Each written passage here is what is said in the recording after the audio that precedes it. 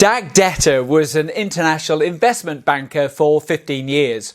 He's the former director of the Swedish Ministry of Industry, leading the restructuring of the government portfolio of public assets during the reforms from 1998 to 2001. Today, he specialises in advising cities and national governments around the world on their hidden wealth.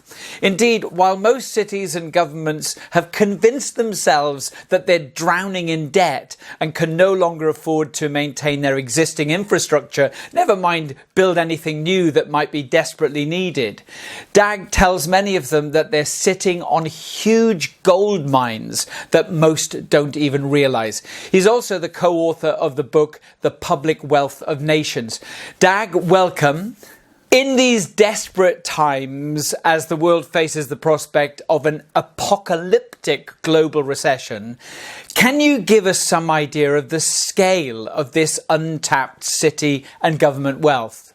Even the IMF has come up with a number for that it's 2 times GDP. And they also think that if we manage this professionally, that could add another 3% of revenues to government, which will help pay for public services and prevent us from unnecessary high taxes or austerity.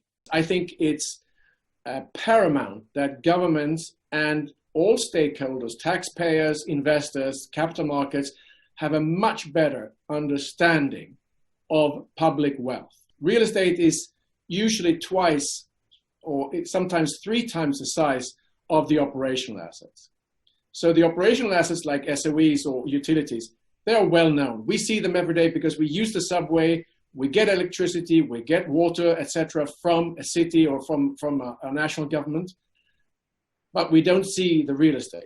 So having a full understanding of this, and where the people and all stakeholders start to look at this as if it was listed assets, so that they would be regulated, audited, and accounted for in a professional way. A lot of the corruption that we see in the world is where the private sector meets the public sector. We need a bridge between the two in order to make use of this enormous wealth that is just lying there waiting to the benefit of society as a whole. A big investor once told me when I was trying to get them interested in a very interesting project, he said, "I am rich enough. I don't need to deal with the public sector." And I said, "I fail to understand." He said, "Well, you always end up in some kind of mess, and you end up in the paper being accused of corruption, etc. And I don't have time for that.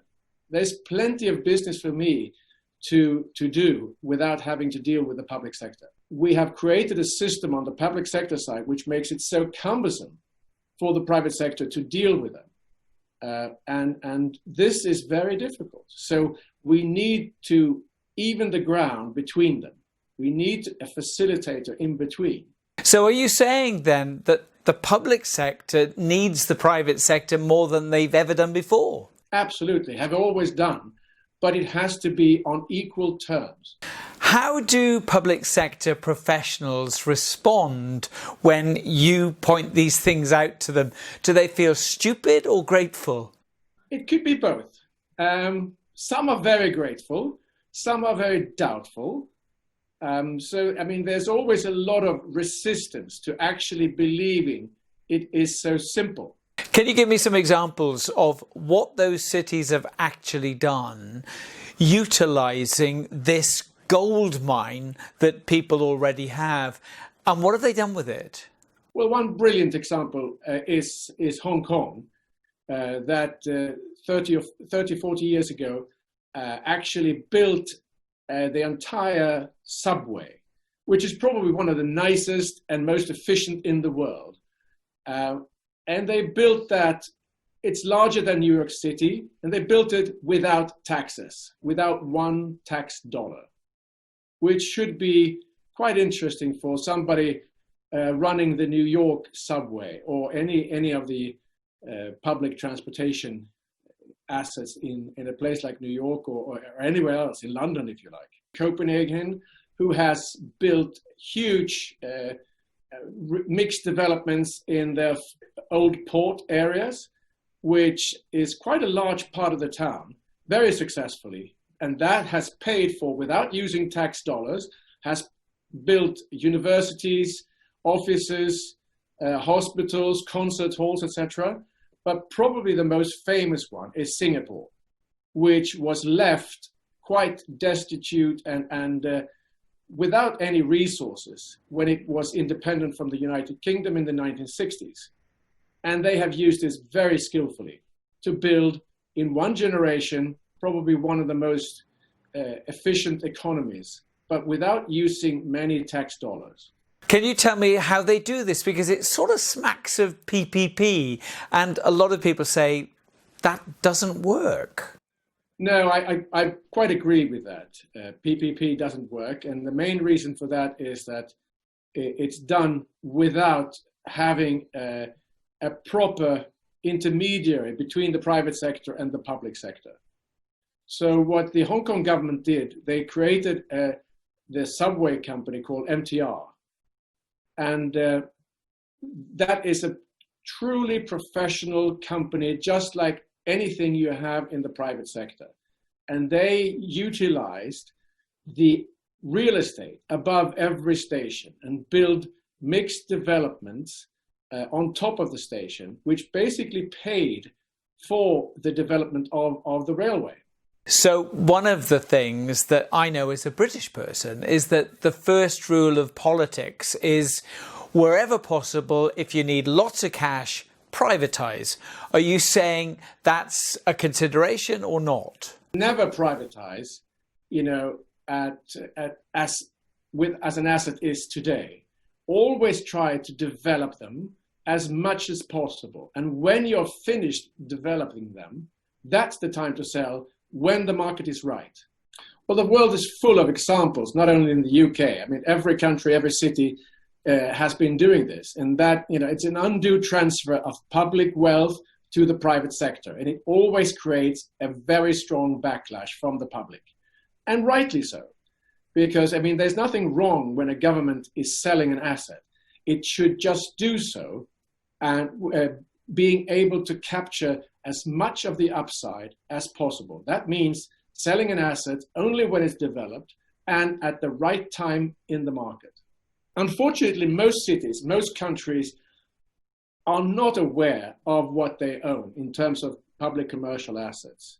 In a developed economy like the US, Los Angeles, Chicago, Salt Lake City, Pittsburgh, Boston, half of the real estate market is owned by the public sector, which corresponds to a value of about 1 times that city's GDP.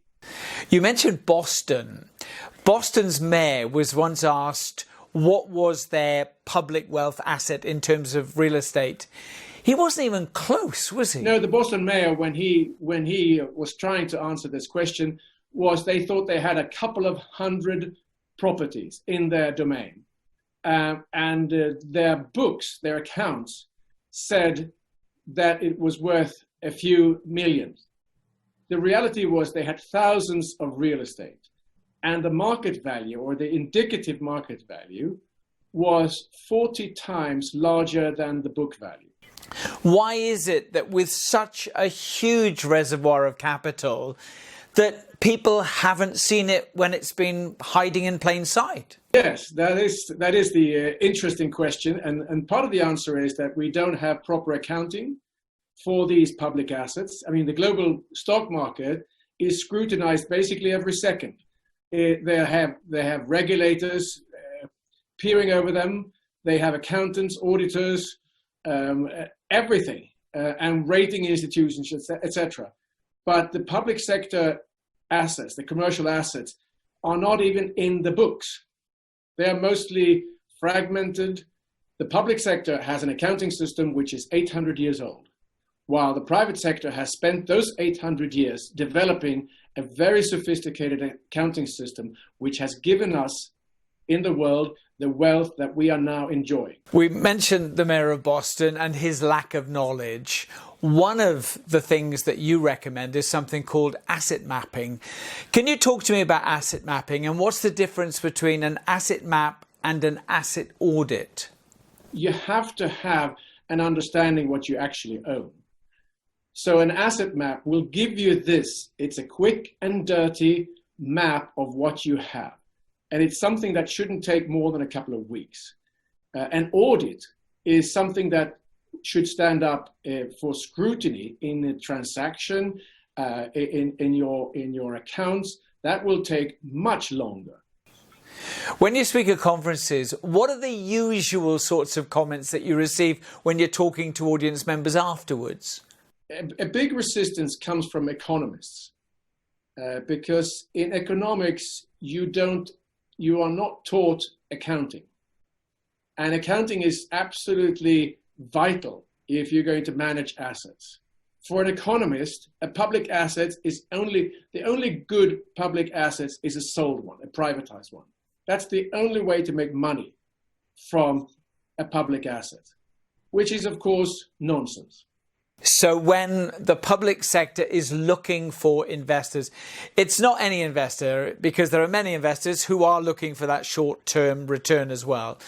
You're saying that these types of investors are the ones that have a long-term view and want stability within a contract? For decades, there has been a wall of money, and there still is a wall of money looking for this kind of investments, but they just don't understand each other.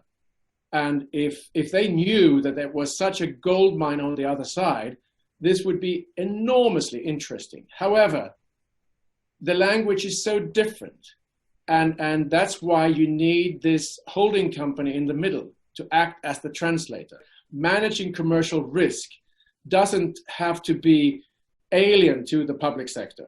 It's actually something the public sector can do, and therefore they don't have to give away the flip side of managing commercial risk, which is the upside. The gap between the public sector and the private sector is quite large. It's vast. Most of their conversation gets lost in translation. The reason for this, neither side likes each other. How frustrating is it for you personally talking to people who might have a rather closed mind about future opportunities and refuse to accept that they have this gold mine that you're talking about? Well, a crisis will always make people open to new opportunities. So what you need in politics is a burning platform, a crisis, then change will happen. Being Swedish, you also have entrepreneurship and socialism within your DNA. The word socialism doesn't always go down well in certain countries around the world. And you gave a lecture at Harvard University and you were heckled by members of the audience. Can you share with us what they were saying to you? People were heckling me. On the one side, they were screaming bloody capitalist.